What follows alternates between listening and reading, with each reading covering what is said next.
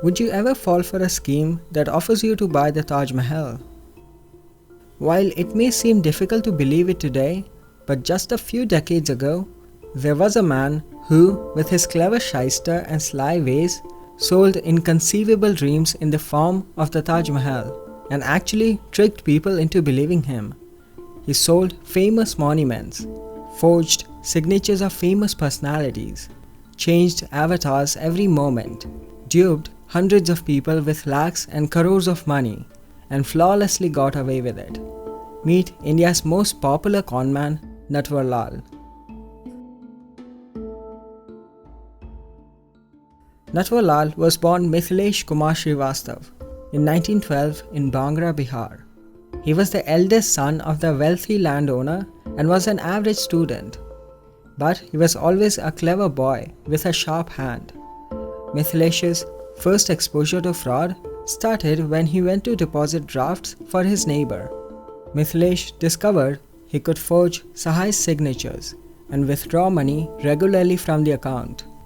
The game was up when Sahai discovered that his account was overdrawn by 1000 rupees, which was a princely amount at that time. Mithilesh then fled to Calcutta, where he enrolled as a student for a Bachelor of Commerce degree, eventually becoming a lawyer. Simultaneously, he worked as a broker in the stock market. He tried to set up a cloth business in the Bada Bazaar, but failed and took up work as a casual broker. In 1937, he first came to the notice of Calcutta police when he was arrested for the theft of 9 tons of iron. The iron joints were lying on Metcalfe Street. Using forged documents, Mithilesh pretended that the iron belonged to him and had them sold to a dealer. The police caught up with him and he was convicted for 6 months' rigorous imprisonment. He came out of his jail term having learnt a lot and hungry for more. Then began a little-known activity of Mithilesh, which the police called prostitute poisoning. He would give prostitutes spiked drinks and steal their jewelry and money when they passed out. He went back to jail when a victim managed to identify him. However, she mysteriously committed suicide a week before the trial.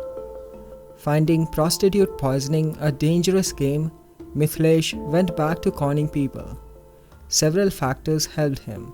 Since his father was once a station master, he knew the flaws in the railway freight movement. His claim of having a commerce degree and a stint as a stockbroker gave him an intimate knowledge of the banking rules, and his ability to forge any documents or signature helped him pull off the con jobs. He started by making small heists. He would go into railway stations and find a consignment of goods that had potential. He would prepare impeccably forged documents and checks.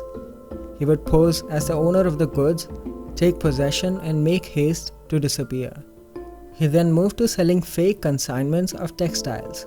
He did this with a partner, a Gujarati called Natwar Lal. The two would take large advances, issue false railway release certificates, and ask dealers to collect the goods from the Azamgarh station. When the dealers arrived at the station, there were no goods waiting for them. While Mithilesh was caught, his ally Natwar Lal escaped, but the police thought he was Natwar Lal. The name stuck and soon became synonymous with cheating in the country. Mithilesh, now Natwar Lal, took his game to the next level, national. He spent the next 2 decades traveling across India, conning bankers, jewelers and traders. He planned his strikes meticulously. No minor detail was ignored. Every document was brilliantly forged. The house he hired, his lavish lifestyle, the contacts he maintained, all were designed to win the confidence of his victims. He mastered the art of disguise. People visiting him would be impressed with the lavish housing and a general aura of success. It was all a ploy to lull them into a comfort zone so he could make his move. Over time, Natwar Lal became even slicker as he refined his methods and grew in confidence. His cons started becoming bigger and more fantastic. He posed as a social worker and got lakhs of rupees from prominent industrialists like the Tatas, Dhirubhai Ambani, the Birlas, and others. The conman is always attracted by the bigger con. The more outlandish and brazen the con, the better. So, Natwarlal started to pose as government official and fool foreign tourists by selling them famous Indian monuments. He forged President Rajendra Prasad's signatures and went on to sell the Taj Mahal, not once, not twice, but 3 times.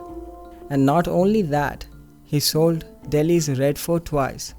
He sold the Rashtrapati Bhavan, which is the president's residence, as well as the parliament along with its 545 sitting members. But Natwarlal was not the kind to keep his ill-gotten wealth a secret. He drove one day to his native village with 3 cars, wearing princely clothes and a perfume that, as one villager said, smelled for miles around. There, he got some cooks to prepare a grand meal and entertain the whole village. He even distributed 100 rupees each to the poor folk of the village and then vanished.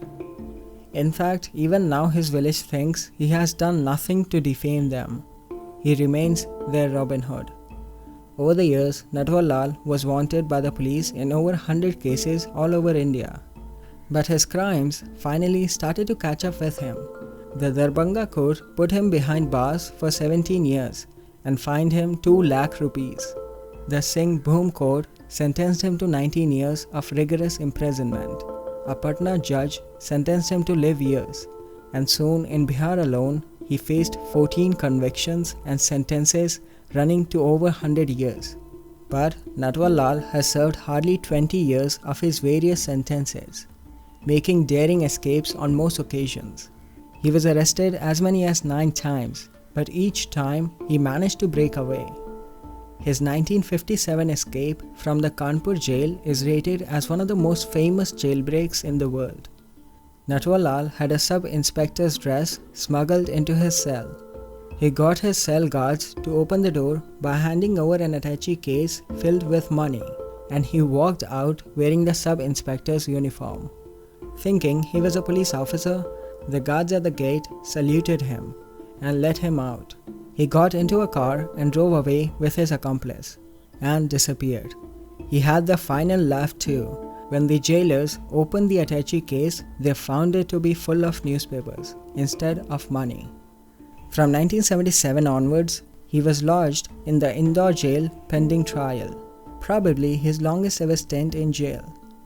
Finally, in February 1980, the Indore Sessions Judge sentenced him to 26 years of rigorous imprisonment for duping a bank of 4.5 lakh rupees in 1956. He was then sent to Bombay to be tried for 30 odd cases the Maharashtra police had against him.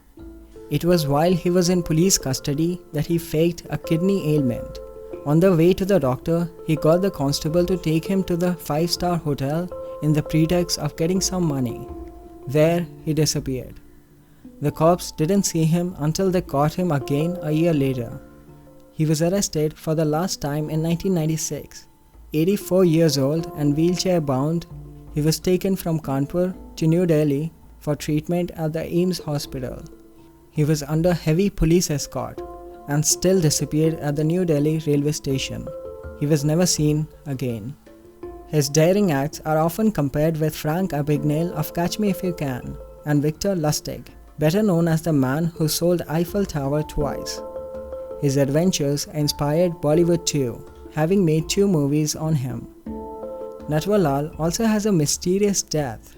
While his lawyer says that he died on 25th July 2009 at the age of 97, Natwarlal's younger brother, Ganga Prasad Srivastava, subsequently claimed that he had cremated him in 1996. Therefore, the actual time, date, month and year of Natwarlal's death is still uncertain.